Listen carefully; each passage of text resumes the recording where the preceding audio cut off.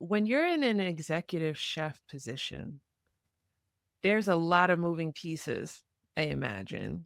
What what are some of the responsibilities that one has on a daily basis or weekly basis when you have that amount of responsibility? Well, it really depends where you're executive chef. If it's a restaurant, how big is the restaurant? Are you the owner? Are you not the owner? Right. But in essence, your role as an executive chef is the menu, the sourcing, the storytelling, the execution, the team, your team, scheduling your team, making sure that they know exactly what it is that you want to do. That's why I say kitchen is such a reflection of everything else in life. A chef is as good as the weakest person on its team. I've said it forever. And, it doesn't matter if it's your dishwasher, if it's your prep guy, if it's your sous chef, it doesn't matter. If you're somebody on your team that is critical for your operation, is not having a good day. Mm. uh, Maybe they fought with their spouse. Maybe they woke up late today. Maybe they're not feeling 100%. Maybe something else weighs on them.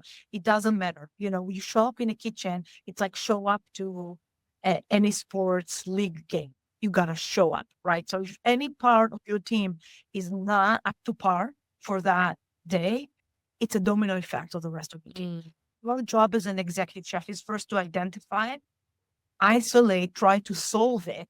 And if you cannot solve it at that time, is minimize the impact that it has on your operation. That's the day to day. And you always have wrenches. There's a snowstorm, so your delivery doesn't make it. There is something happening, rice machine broke, there is so many moving parts on a daily basis, Mhm. and yet you're responsible for the profit and loss. You're responsible for pricing the menu, making sure that what you're charging for X amount of dishes has the right margin because the business needs to operate. You are responsible of communicating your menu to the front of house because essentially the front of house are your marketing people. They need to sell it to the diner. But you also want to see what the diner is saying and get feedback and adjust in between. So all those are continuous moving parts that are daily, weekly. If you're the owner, you're also responsible for the whole operation. If you're a co-owner, then you have some responsibility as a co-owner as well with your other owners. So there is the rent and the insurance and all the other fun stuff that are part of it. But I think the most as an executive is the leadership. You know, Mm.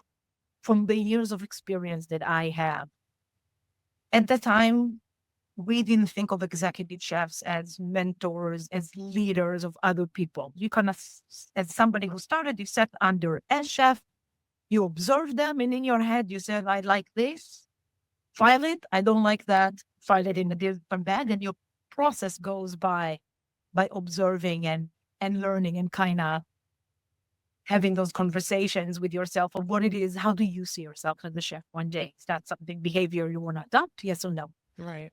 Today, it's slightly different. Today, we do know that chefs have responsibility to nurture and groom that talent in a more conscientious way.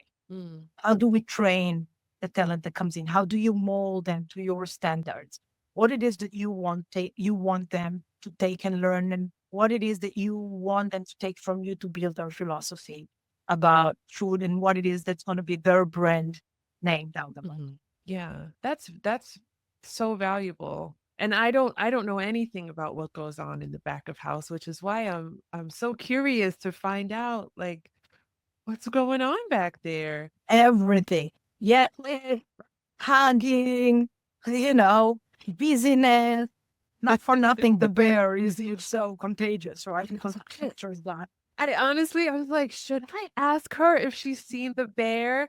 Because I'm sure people ask you all the time about your thoughts about the show. I started it. I know we're on season 3.